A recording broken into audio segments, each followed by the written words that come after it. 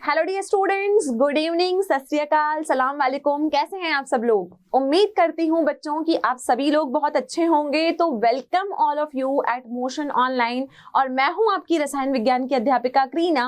और रासायनिक विज्ञान में हम पढ़ रहे हैं कार्बनिक रसायन का चैप्टर नंबर 12, जो कि है aldehyde, ketone and carboxylic acid. अब सबसे इंपॉर्टेंट जो हमारे लिए खुशी की बात यह है कि हम इस चैप्टर के अंतिम चरण पर हैं। और इस अंतिम चरण में हम सिर्फ तीसरे वाले टॉपिक, चैप्टर का नाम क्या है? चैप्टर का नाम है हमारा aldehyde, ketone and carboxylic acid. तो अब हम जो बातें करेंगे, एल्डिहाइड कीटोन को हम नहीं बात करेंगे, हम सिर्फ बात करेंगे कार्बोक्सिलिक एसिड, कार्बोक्सिलिक अम्ल की। ठीक है। अब जैसा मैं आपको चैप्टर में हमेशा बताती हूं कि हमें सबसे पहले चैप्टर के इंट्रोडक्शन के अलावा हमें यह सीखना होता है कि उसका नामकरण कैसे हुआ, उसकी संरचना कैसे हुई, उसको बनाने की विधियां क्या हैं, उसके भौतिक गुण क्या हैं, उसके रासायनिक गुण क्या है और उसके उपयोग क्या हैं। तो कार्बोक्सिलिक समूहों में या फिर कार्बोक्सिलिक अम्लों की मैं बात करूं तो इस टॉपिक पर भी हम 5 मुद्दों पे चर्चा करेंगे। लेकिन हमारा जो आज का टॉपिक है वो सिर्फ नाम पद्धति और कार्बोक्सिलिक समूह आपका कैसे बना, सिर्फ ये मुद्दा हम आज डील करेंगे। फिर हम अगले लेक्चर में उसको बनाने की विधियां देखेंगे और फिर हम उसके भौतिक गुण और रासायनिक गुणों की चर्चा करेंगे। तो हमारा आज का टॉपिक है कार्बोक्सिलिक समूह की नाम पद्धति व संरचना, और ये है हमारे चैप्टर का लेक्चर नंबर 9।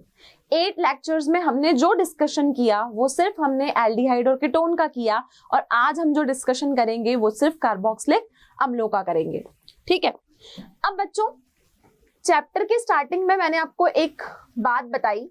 वो बात ये थी कि अगर मैं एल्डिहाइड बोलूं, अगर मैं कीटोन बोलूं या फिर मैं कार्बोक्सिलिक अम्ल बोलूं, ये तीनों ही मेंबर कार्बोनिल फैमिली के हैं, या मैं बोलूं कि ये तीनों ही मेंबर कार्बोनिल ग्रुप के हैं। तो हम क्या कहेंगे कि जो हमारा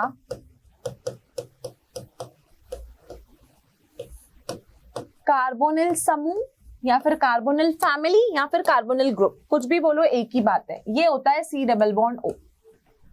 ठीक है, ये आपका होता है कार्बोनिल ग्रुप। अब अगर इस कार्बोनिल ग्रुप के एक साइड मैंने कोई भी R ग्रुप लगा दिया और एक OH लगा दिया तो वो बन जाता है आपका कार्बोक्सिलिक अम्ल। एक साइड R और एक साइड H लगाया तो एल्डिहाइड बना, दोनों साइड R लगाया तो आपका कीटोन बना, और अगर मैं एक साइड OH लगा देती हूं तो ये आपका बनता है कार्बोक्सिलिक अम्ल, कार्बोक्सिलिक एसिड। ठीक है। तो देखो होगा क्या, मैंने बोला कि C डबल बॉन्ड O के एक साइड मैंने R लगा दिया और एक साइड मैंने OH लगाया। क्लियर इतना? चलिए,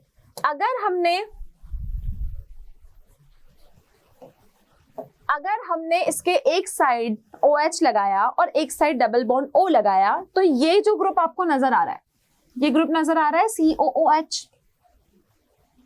ठीक है। इस COOH ग्रुप को हम कहते हैं कार्बोक्सिलिक एसिड ग्रुप।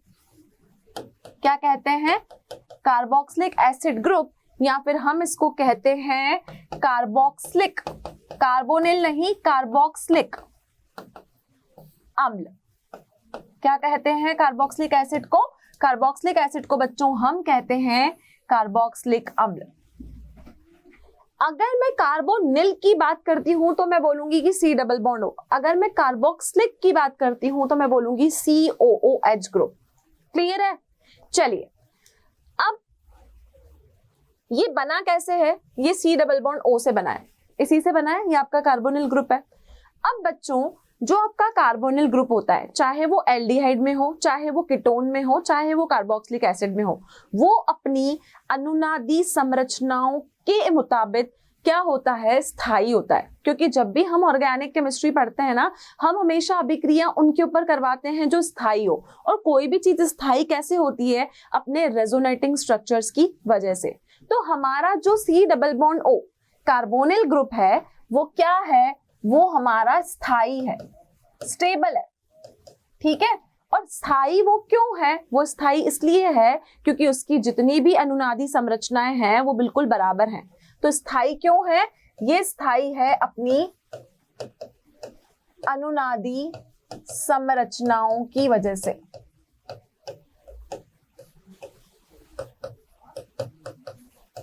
अगर आप इसकी अनुनादी संरचनाएं बनाते हो तो आपको दिखेगा यहाँ पर कि ये स्ट्रक्चर आपका स्थायी है। अनुनादी संरचनाएं हम इसकी कैसे बनाएंगे वो मैं आपको अभी बना के दिखाऊंगी लेक्चर में कुछ ड्यूरेशन के बाद। लेकिन पहले हमने ये जाना कि COOH ग्रुप हमारा क्या कहलाता है। ये हमारा कार्बोक्सिलिक एसिड ग्रुप कहलाता है, इसको हम कार्बोक्सिलिक अम्ल कहते हैं।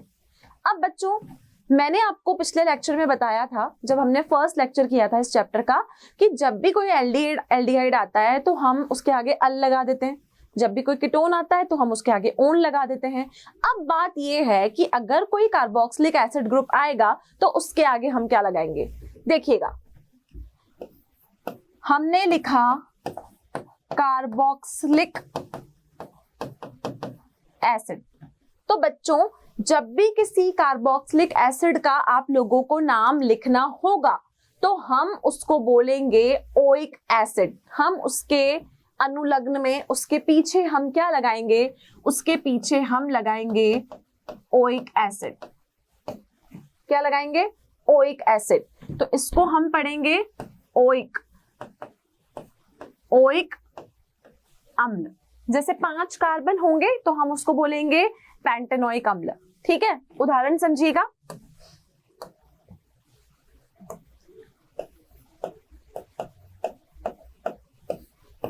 मैंने यहाँ पर 1 2 3 4 और यहां मैंने लगा दिया COOH ग्रुप। ठीक है, बाकी की वैलेंसी को कौन फुलफिल करेगा? बाकी की वैलेंसी को आपका हाइड्रोजन फुलफिल करेगा।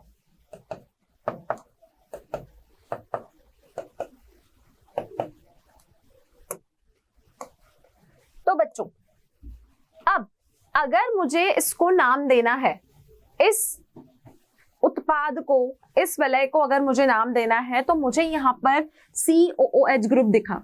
ठीक है, COOH ग्रुप देख के मुझे पता पड़ा कि ये मेरा कार्बोक्सिलिक एसिड का ग्रुप है। अब जब मैं इसको नंबरिंग दूंगी तो नंबरिंग मुझे यहीं से देनी होगी। क्यों देनी होगी? क्योंकि हमें पता है कि जहां हमारा फंक्शनल ग्रुप क्रियात्मक समूह लगा होता है, हमें उसी को पहला नंबर देना होता है। तो हमने इसको 1 नंबर क्यों दिया? क्योंकि क्रियात्मक समूह क्या होते हैं? क्रियात्मक समूह का मतलब होता है फंक्शनल ग्रुप।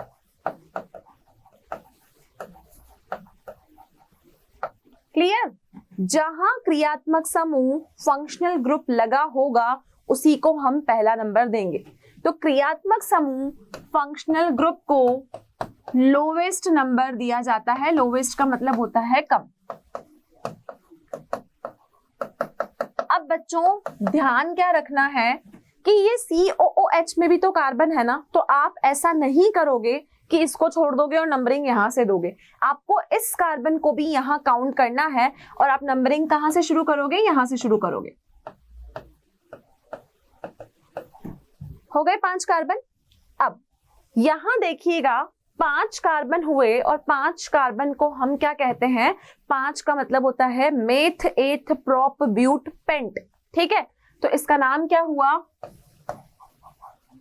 पेंटेन। ठीक है, तो पेंटेन में पेंटेन तो मैंने पूरा लिखा, सिर्फ ई को हटाया है। अब जब हम इसका नामकरण करते हैं तो नियम क्या कहता है? नियम ये कहता है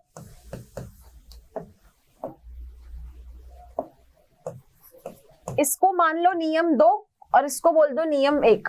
नियम 1 मतलब हमको क्रियात्मक समूह को सबसे लोवेस्ट नंबर देना है। अब नियम 2 क्या कहता है कि जो आपकी स्पेलिंग है पेंटेन की, उसमें से ई को हटा के उसके उपलग्न में ओइक एसिड लगा दो। क्या लगा दो? ओइक एसिड लगा दो। ये आपका दूसरा नियम बन गया। क्लियर? तो इसका नाम क्या हुआ? पेंटेन, ई हटाया, ओइक एसिड। तो ये बन गया आपका पेंटेनोइक एसिड। हिंदी में लिखेंगे तो लिखेंगे पेंटेनोइक अम्ल। तो इसका नाम क्या हुआ? इसका नाम हुआ पेंटेनोइक अम्ल। क्लियर इतना? चलिए, अब ये तो हुई इसकी नाम पद्धति की बात कि सिंपल सा रूल है, मुझे ई हटा के OIC उसके पीछे लगाना है और एसिड है तो मैं उसको अम्ल लिखूंगी। लेकिन बच्चों ये जो कार्बोक्सिलिक एसिड ग्रुप है ये आपके प्रकृति में बहुत सारे रूपों में पाए जाते हैं। अब प्रकृति में बहुत सारे रूपों में पाए जाने की वजह से इनका जो नाम है वो नाम कैसे लिया जाता है, या तो ग्रीक भाषा से लिया जाता है या फिर लैटिन भाषा से लिया जाता है। तो आपके जो कार्बोनिक ग्रुप है, हम किसकी बात कर रहे हैं, हम बात कर रहे हैं कार्बोक्सिलिक अम्लों की।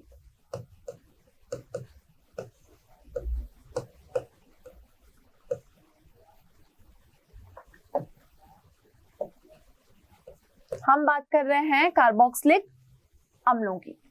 ये जो आपके कार्बोक्सिलिक अम्ल हैं जिसको हमने COOH ग्रुप बोला, ये COOH ग्रुप जब आपका प्रकृति में पाया जाता है तो बहुत सारी चीजें हैं जिनमें ये ग्रुप होता है, और वो कौन सी भाषा से लिए जाते हैं, या तो हम उनको लैटिन भाषा से लेते हैं या उन शब्दों को हम ग्रीक भाषा से लेते हैं। ठीक है, इन दो भाषाओं से ये शब्द लिए जाते हैं। अब बात ये करें कि पहली बात तो ये कि कहां पर हमको ये देखने को मिलता है। बच्चों आपका एक एसिड होता है जिसका नाम होता है फॉर्मिक एसिड। ठीक है, क्या नाम बोला मैंने बोला फॉर्मिक एसिड। ठीक है, फॉर्मिक एसिड का फॉर्मूला होता है HCOOH।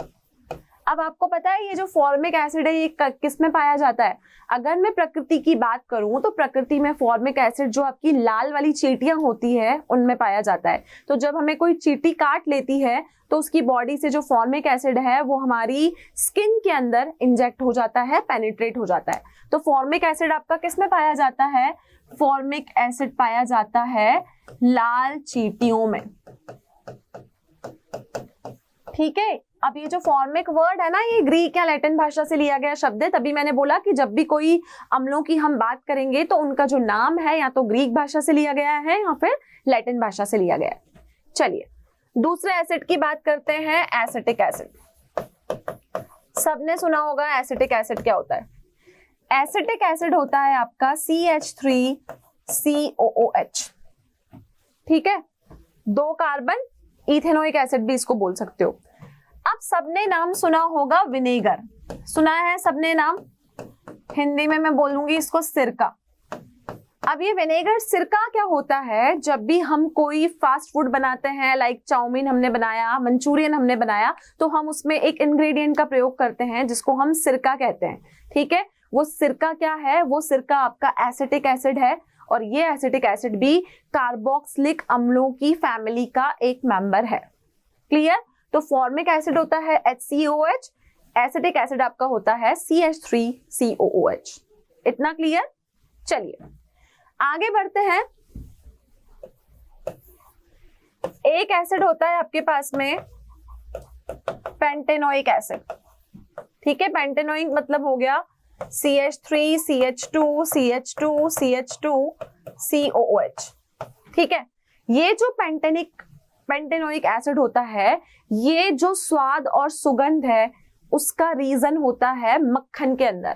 ठीक है, तो प्रकृति में मक्खन में आपका ये एसिड पाया जाता है जो उसको क्या स्वाद और सुगंध प्रोवाइड करवाता है।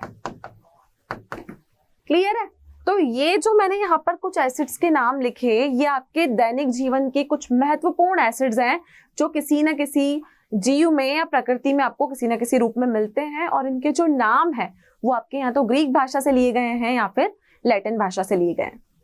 क्लियर, तो कार्बोक्सिलिक समूह क्या हुआ, COOH ग्रुप हमारा कार्बोक्सिलिक समूह हुआ।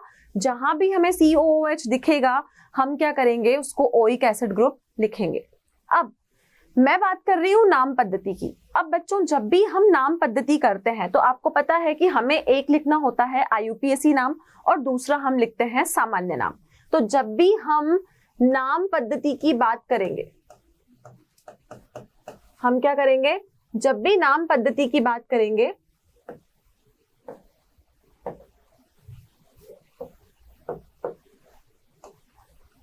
एक हम करेंगे बात सामान्य नाम की और दूसरा हम करेंगे IUPAC नाम। क्लियर, अब सामान्य नाम तो क्या होता है, सामान्य नाम हमेशा आपको याद रखने की जरूरत होती है, लेकिन IUPAC जो नाम है वो हमेशा आपकी नियमों के ऊपर काम करती है। तो सामान्य नाम को बच्चों हम याद रखते हैं और IUPAC के लिए हमको कुछ नियम लगाने पड़ते हैं।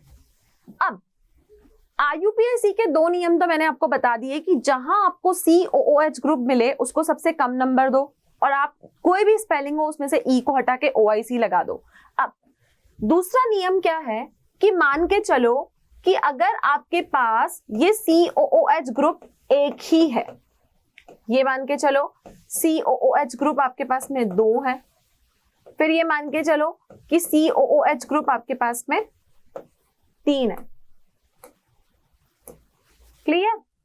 अब बच्चों तीनों ही ग्रुप आपके एसिड के ग्रुप है, ठीक है। अब अगर OH ग्रुप एक होता था तो हम उसको बोलते थे मोनोहाइड्रिक, 2 होते थे तो हम बोलते थे डाईहाइड्रिक, 3 होते थे तो हम उसको ट्राईहाइड्रिक कहते थे।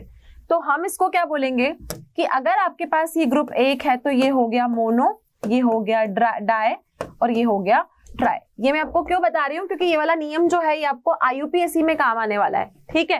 कई बार ऐसे होगा कि कोई श्रृंखला आपको ऐसी दी होगी कि जिसमें 2 COOH ग्रुप लगे होंगे, ठीक है। तो बच्चों जहां 2 COOH ग्रुप आपको देखने को मिलेंगे तो आप वहां लिखोगे डाइओइक एसिड, 3 मिलेंगे तो हमको उसको ट्राइओइक भी लिखना पड़ेगा। तो जब 1 होगा तो मोनो, मोनो को हम कभी लिखते नहीं है, 2 होगा तो डाई और 3 होगा तो ट्राई, ठीक है।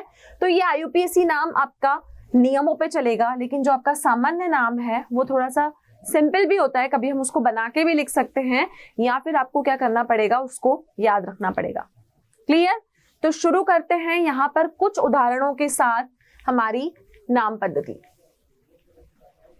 यहां पर हमको कुछ कार्बोक्सिलिक अम्लों के नाम और संरचना दी हुई है। तो संरचना मतलब उसका स्ट्रक्चर आपके पास में बना हुआ है, आपको क्या करना है, आपको उसका नाम लिखना है और आपको उसका सामान्य नाम जो है यहां पर लिखना है। क्लियर? चलो तो देखो पहला उदाहरण क्या है, पहला उदाहरण है आपका HCOOH। क्या लिखा है? HCOOH। मैं हमेशा पहले बात करूंगी IUPAC की, बाद में मैं बात करूंगी यहां पर सामान्य नाम की। HCOOH कितने कार्बन? 1 कार्बन, 1 कार्बन दिख रहा है, ये रहा 1 कार्बन।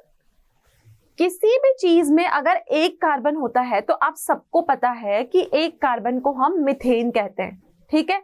अब मैंने आपको क्या बोला कि मीथेन की स्पेलिंग में से E को हटा दो और उसको मेथेनोइक एसिड कर दो, क्योंकि यहां जो आपको समूह दिया हुआ है वो आपका COOH समूह यहां पर है।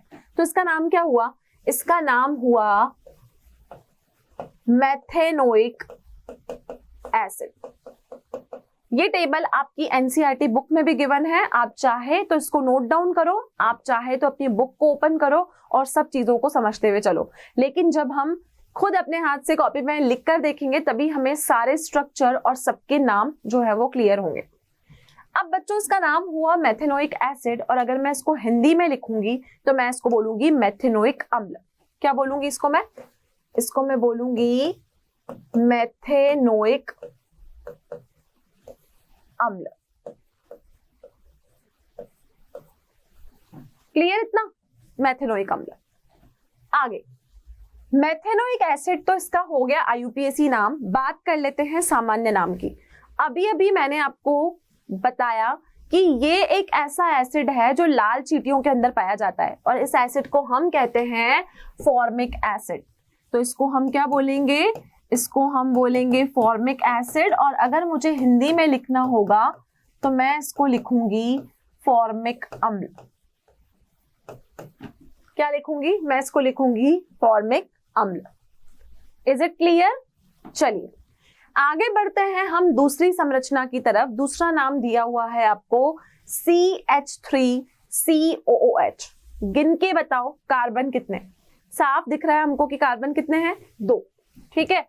ये हुआ पहला कार्बन, ये हो गया मेरा दूसरा कार्बन। सब बच्चों को पता है कि कार्बन अगर हमारे पास में 2 होते हैं तो 2 कार्बन को हम इथेन बोलते हैं। तो इसका नाम क्या हुआ?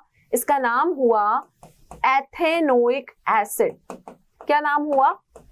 Ethanoic acid. और एथेनोइक एसिड को हम हिंदी में लिखेंगे एथेनोइक अम्ल। क्या लिखेंगे? एथेनोइक अम्ल। क्लियर बच्चों? अब ये एसिड मैंने आपको बोला कि विनेगर में पाया जाता है। अभी थोड़ी देर पहले मैंने आपको बताया कि सिरके में आपका यही वाला एसिड होता है, और सिरके में जो एसिड होता है उसका नाम होता है एसिटिक एसिड। क्या नाम होता है? Acetic acid. और एसिटिक एसिड को बच्चों हम हिंदी में बोलेंगे एसिटिक अम्ल। एसिड का मतलब अम्ल होता है, तो जहां जहां हिंदी में लिखना है उसको करते जाइए एसिटिक का अम्ल। इतना क्लियर? चलिए आगे बढ़ते हैं तीसरे नाम की तरफ। तीसरा नाम हमें क्या गिवन है?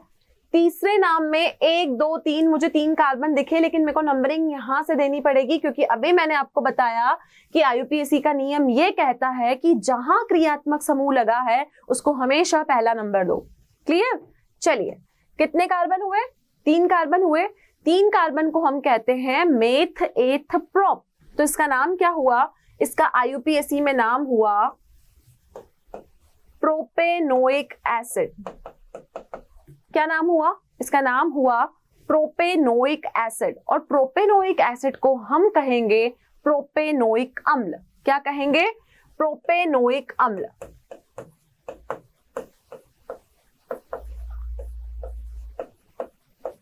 क्लियर है बच्चों? तो इसका नाम हुआ प्रोपेनोइक एसिड क्योंकि 3 कार्बन थे और हमने इसको बोला प्रोपेनोइक अम्ल।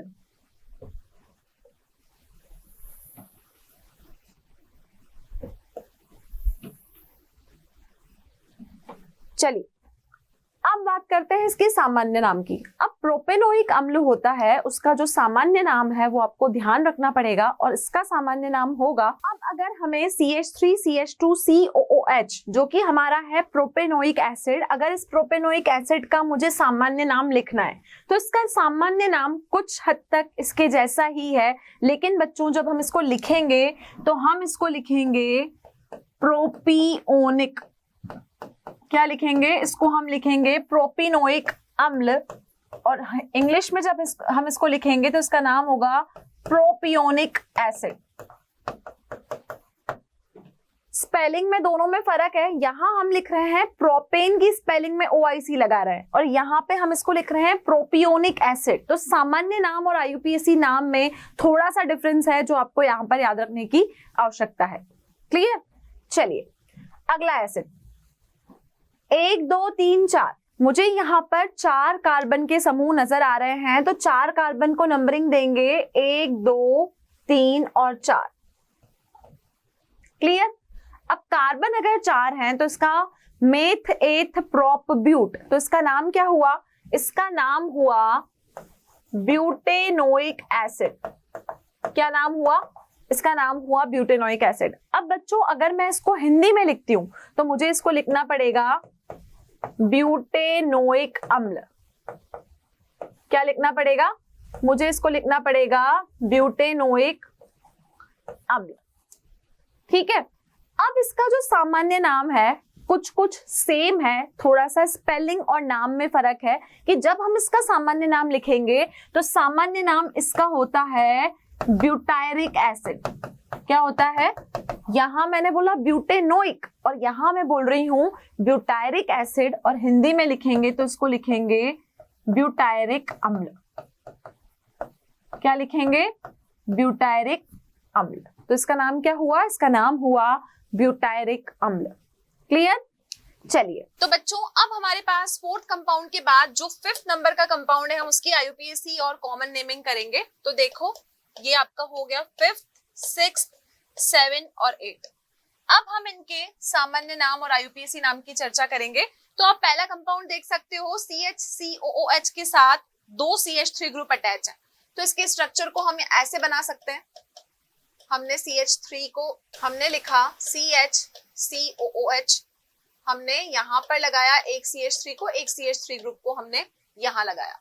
अब आप देखोगे 1 2 3 3 कार्बन है, 3 कार्बन को हम मेथेट प्रोप बोलेंगे। तो इसका नाम क्या होगा? IUPAC में इसका नाम होगा 2-मेथिल प्रोपेनोइक एसिड। क्या बोलेंगे इसको? 2 methyl propanoic acid, meth eth prop, ठीक है, प्रोपेनोइक अम्ल हुआ। सेकंड नंबर पे आपका मेथिल ग्रुप लगा हुआ है।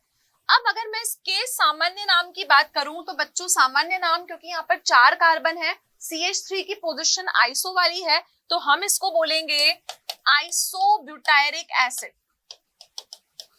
क्या बोलेंगे इसको? इसका नाम होगा आइसोब्यूटायरिक एसिड। क्लियर? आगे बढ़ते हैं। 6th नंबर में आपको 2 COOH ग्रुप दिए हुए हैं, है ना? तो 2 COOH ग्रुप में एक को 1 नंबर दे दो, दूसरे को सेकंड नंबर दे दो। तो आप देखोगे 2 कार्बन को हम एथेन बोलते हैं, और एथेन में 2 COOH ग्रुप है, तो इसको हम क्या बोलेंगे? इसको हम बोलेंगे एथेन 1,2 डाइओइक एसिड। और नाम क्या लिखेंगे हम इसको हिंदी में? एथेन 1,2 डाइओइक अम्ल। क्लियर? तो इसको बोला जाएगा एथेन 1,2 डाइओइक एसिड, और हम इसको बोलेंगे एथेन डाइओइक अम्ल। जब हम इसको हिंदी में लिखेंगे तो हम इसको लिख सकते हैं एथेन डाइओइक अम्ल। क्लियर? अब बच्चों ये जो एथेनोइक डाइओइक अम्ल होता है, 2 डाइओइक मतलब 2 आपके एसिड ग्रुप प्रेजेंट है, तो इसको हम बोलते हैं ऑक्सैलिक एसिड। क्या बोलते हैं? Oxalic acid. तो इसका नाम हुआ ऑक्सैलिक अम्ल। आगे आप बढ़ोगे, 7th नंबर का जो आपका यहाँ पर संरचना दी हुई है, इसमें आपका CH2 और दोनों के आसपास COOH ग्रुप है, तो टोटल कार्बन कितने हुए? टोटल कार्बन 3 हुए। ठीक है, तो मेथ हेथ प्रोप, इसको हम क्या बोलेंगे? इसको बोलेंगे प्रोपेन डाइओइक अम्ल। प्रोपेन डाइओइक एसिड, हिंदी में लिखेंगे प्रोपेन डाइओइक अम्ल। क्या बोलेंगे? प्रोपेन डाइओइक अम्ल। अब जो ये प्रोपेन डाइओइक अम्ल होता है कि 3 कार्बन है और 2 COOH ग्रुप आपके लगे हुए हैं, तो इसको हम बोलते हैं मायोनिक एसिड। क्या बोलेंगे इसको? ऊपर वाला था ऑक्सैलिक एसिड, 2 COOH ग्रुप थे, यहाँ भी 2 COOH है लेकिन CH3 के साथ हैं, तो इसका नाम हुआ मायोनिक अम्ल। इसका नाम था ऑक्सैलिक अम्ल। क्लियर? क्लियर बच्चों? चलिए अगला है आपका HOOC CH2 CH2। अब पहले एक ही CH2 था, अब 2 CH2 हो गए, तो देखो टोटल कार्बन की संख्या हो गई 4। ठीक है, अब टोटल कार्बन 4 हो गए, तो 4 कार्बन को मेथ एथ प्रोप ब्यूट बोला जाएगा, तो इसका नाम हुआ ब्यूटेन डाइओइक अम्ल। इसको क्या बोलेंगे? Butane dioic acid. हिंदी में लिखेंगे हम इसको ब्यूटेन डाइओइक अम्ल। क्या लिखेंगे बच्चों? ब्यूटेन डाइओइक अम्ल। और ब्यूटेन डाइओइक अम्ल जो होता है उसको हम बोलते हैं सक्सीनिक अम्ल। क्या वर्ड यूज करेंगे इसके लिए? सक्सीनिक अम्ल। तो अगर एक भी कार्बन नहीं है, सिर्फ 2 COOH ग्रुप है ना, तो आप उसको बोलोगे ऑक्सैलिक अम्ल। अगर एक CH2 है, 2 COOH है, तो आप उसको मायोनिक अम्ल बोलोगे। और आपके पास में 2 CH2 है और दोनों साइड 2 COOH ग्रुप अगर प्रेजेंट है, तो उसको आप बोलोगे सक्सीनिक अम्ल। क्लियर? तो ये थे बच्चों आपके 5th 6th 7th 8th number वाले कंपाउंड्स। तो अगर हमारे पास में 2 COOH ग्रुप प्रेजेंट है, तो हम उसको सिंपल बोलेंगे ऑक्सैलिक अम्ल। अगर आपके पास COOH ग्रुप के साथ एक ही CH2 है, तो उसको हम मैलोनिक अम्ल बोलेंगे। सॉरी, यहाँ पर हम एक करेक्शन करेंगे, मायोनिक नहीं, हम इसको मैलोनिक अम्ल कहेंगे।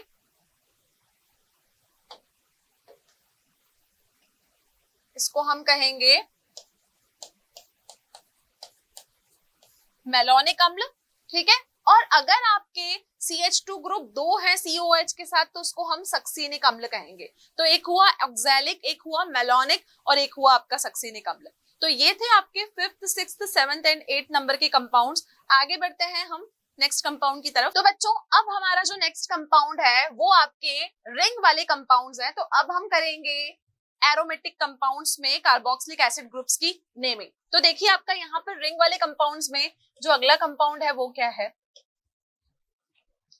यहाँ पर आप देखोगे कि बेंजीन रिंग के ऊपर आपका COOH ग्रुप लगा है। तो बच्चों आपको इसका कॉमन नेम और IUPAC नेम देना है। अगर मैं इसके कॉमन नेम की चर्चा करूंगी और सामान्य नाम और आईयूपीएसी नाम की अगर हम चर्चा करते हैं तो आप देखोगे कि यहाँ पर बेंजीन की रिंग के ऊपर कार्बोक्सिलिक एसिड ग्रुप लगा हुआ है। तो अगर हम इसका आईयूपीएसी नेम दें तो इसका नाम क्या होगा? Benzene carboxylic acid. क्या नाम होगा इसका?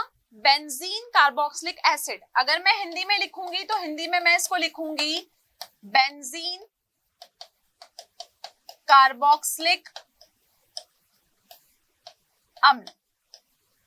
क्या नाम होगा इसका? Benzene carboxylic acid, benzene carboxylic अम्ल।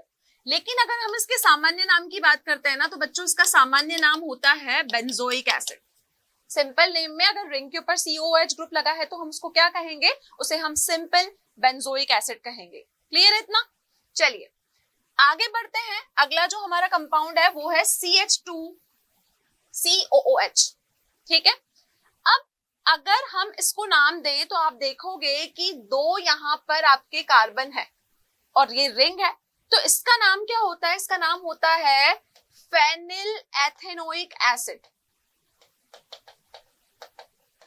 हिंदी में लिखूंगी मैं फेनिल एथेनोइक अम्ल। क्या बोलेंगे? फेनिल एथेनोइक अम्ल। और फेनिल एथेनोइक अम्ल का अगर मैं सिंपल नेम की बात करूं तो इसको हम बोलते हैं फेनिल एसिटिक एसिड। क्या बोलते हैं इसको? Phenyl acetic acid. अगर आईयूपीएसी में बोलेंगे तो फेनिल एथेनोइक अम्ल, और अगर हम इसकी कॉमन नेम की बात करेंगे तो ये हुआ फेनिल एसिटिक एसिड। तो इसका नाम क्या हुआ? Phenyl acetic acid. Clear students? चलिए अगला कंपाउंड आप देखोगे कि जो बेंजीन की रिंग है उसके ऊपर दो कार्बोक्सिलिक एसिड ग्रुप लगे हैं। ठीक है, बेंजीन की रिंग के ऊपर आपके दो कार्बोक्सिलिक एसिड ग्रुप लगे हैं, तो हम इसका आईयूपीएसी नेम क्या देंगे? इसका नाम होगा benzene 1,2 di carboxylic acid. Benzene 1 और 2 पे डाई कार्बोक्सिलिक एसिड मतलब दो कार्बोक्सिलिक एसिड ग्रुप लगे हैं। और अगर मैं इसके कॉमन नेम की बात करूं तो इसका कॉमन नेम आपको ध्यान रखना पड़ेगा, इसको हम बोलते हैं थैलिक अम्ल। क्या बोलते हैं? इसको हम बोलते हैं थैलिक अम्ल। तो ये हुआ बच्चों आपका थैलिक एसिड। क्लियर? तो ये थे आपके कुछ कार्बोक्सिलिक एसिड ग्रुप से रिलेटेड कंपाउंड जिसमें हमने सिंपल कंपाउंड्स और रिंग वाले कंपाउंड्स दोनों के आईयूपीएसी और कॉमन नेम्स को जाना। क्लियर है इतना? तो ये बहुत इंपॉर्टेंट पार्ट है हमारे इस चैप्टर का। तो यहाँ पर आईयूपीएसी नेमिंग के रूल्स और सामान्य नाम को याद रखने का तरीका आपको पता होना चाहिए। तो सेकंड वाला जो कंपाउंड है आप यहाँ पर देखोगे कि बच्चों वहां पर हमने दो कार्बन को नंबर दिए, तो हम इसको फेनिल एथेनोइक अम्ल की जगह हम इसको मेंशन करेंगे 2 फेनिल एथेनोइक अम्ल। क्लियर है? तो इसको हम ये बोल सकते हैं कि ये होगा आपका 2 फेनिल एथेनोइक एसिड। तो देखो कार्बोक्सिलिक ग्रुप को कैसे लिखेंगे?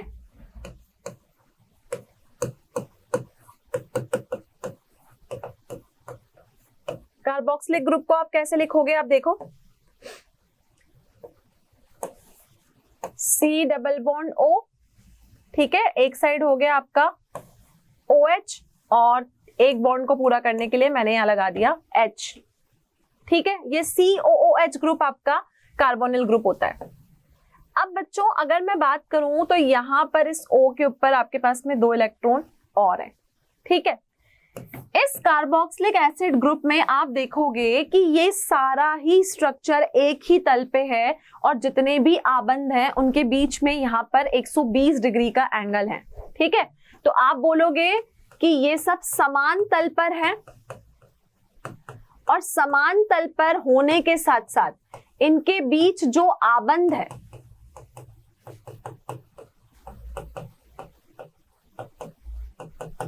उनमें 120 डिग्री का कोण है। ठीक है, इसका मतलब यहां पर ये जो एंगल है सबके बीच में, इन सारे बॉन्ड्स के बीच में जो आपका एंगल है वो 120 डिग्री का है। ठीक है, अब हम बोलते हैं कि जो कार्बोनिल ग्रुप है या कोई भी हम बोले कार्बोक्सिलिक एसिड ग्रुप है, एल्डिहाइड कीटोन में भी हमने देखा, ये स्थायी क्यों है? क्योंकि जो इनकी अनुनादी संरचनाएं हैं, जो इनके रेजोनेटिंग स्ट्रक्चर्स हैं, वो इनको स्टेबल बनाते हैं। तो देखो, अगर मैंने यहां लिखा C डबल बॉन्ड O, इसके 4 इलेक्ट्रॉन, तो होगा क्या? ये अपने इलेक्ट्रॉन अपना बॉन्ड ऑक्सीजन को दे देगा। तो पहली संरचना कैसी होगी देखना, HC, इस O के ऊपर कार्बन पे आ गया पॉजिटिव चार्ज, इसने अपना बॉन्ड इसको दे दिया तो इसके ऊपर आ गया नेगेटिव चार्ज, और यहाँ पर OOH, तो ये क्या करेगा? ये अपना बॉन्ड इसको दे देगा। ठीक है, तो अगली रचना में क्या होगा? HC पे पॉजिटिव, O, यहां आ गया डबल बॉन्ड, यहां बच गए 2 इलेक्ट्रॉन और यहां पर H। तो हुआ क्या? पहली स्थिति में कार्बन ने अपना डबल बॉन्ड ऑक्सीजन को दे दिया, तो अपने 2 इलेक्ट्रॉन उसने दे दिए, तो इसके ऊपर क्या आ गया? इसके ऊपर आपका पॉजिटिव चार्ज आ गया, इस पे आपका नेगेटिव चार्ज आ गया। अगले स्ट्रक्चर में 2 इलेक्ट्रॉन यहाँ शिफ्ट हो गए, यहाँ डबल बॉन्ड हो गया, ऑक्सीजन के पास 2 इलेक्ट्रॉन बच गए। तो ये तो थी पहली संरचना, ये थी दूसरी संरचना। ये दोनों क्या है? ये दोनों कार्बोक्सिलिक ग्रुप की अनुनादी संरचनाएं हैं। ठीक है, तो इन अनुनादी संरचनाओं के आधार पर आप एक नई बात क्या कह सकते हो कि ये जो है ये कम इलेक्ट्रॉन रागी होते हैं अपनी संरचनाओं के हिसाब से। तो हम क्या बोलेंगे? ये क्या है? ये कम इलेक्ट्रॉन रागी हैं। क्या है? कम इलेक्ट्रॉन रागी हैं। तो अपनी संरचनाओं के हिसाब से ये कम इलेक्ट्रॉन रागी हैं, और ये जो संरचनाएं आपने बनाई, ये इनको क्या बनाते हैं? ये कार्बोक्सिलिक एसिड ग्रुप को स्थायी बनाते हैं। क्लियर? तो ये होती है कार्बोक्सिलिक समूह की संरचना। तो बच्चों, आज का जो हमारा लेक्चर था वो कंप्लीटली कार्बोक्सिलिक एसिड के नोमेनक्लेचर, नाम पद्धति पे, और उसकी संरचना कैसे होती है उसी पे था। आई होप आज का लेक्चर सभी बच्चों को क्लियर है। इस टॉपिक से रिलेटेड अगर आपको कोई भी क्वेश्चंस, डीपीपी या कंटेंट की रिक्वायरमेंट है तो आप डाउनलोड कर सकते हैं हमारा मोशन लर्निंग ऐप। जैसा कि आप सब जानते हैं कि हम इस चैप्टर के अंतिम चरण पर हैं, तो अभी हमको कार्बोक्सिलिक एसिड बनते कैसे हैं, उनके भौतिक गुण और रासायनिक अभिक्रिया क्या है, ये भी पढ़ना है, जिसे हम कंटिन्यू करेंगे हमारे नेक्स्ट लेक्चर में। तो हमारे साथ कनेक्टेड रहिए। Thank you so much, have a great day. आशा करता हूं हमारे टॉप एजुकेटर का यह लेक्चर आपको पसंद आया होगा। अगर पसंद आया है तो वीडियो को लाइक करिए, चैनल को सब्सक्राइब करिए और शेयर भी करिए, क्योंकि ज्ञान बांटने से बढ़ता है और सही बताऊं तो पुण्य भी मिलता है। मुझे सुनने के लिए बहुत बहुत धन्यवाद। Thank you.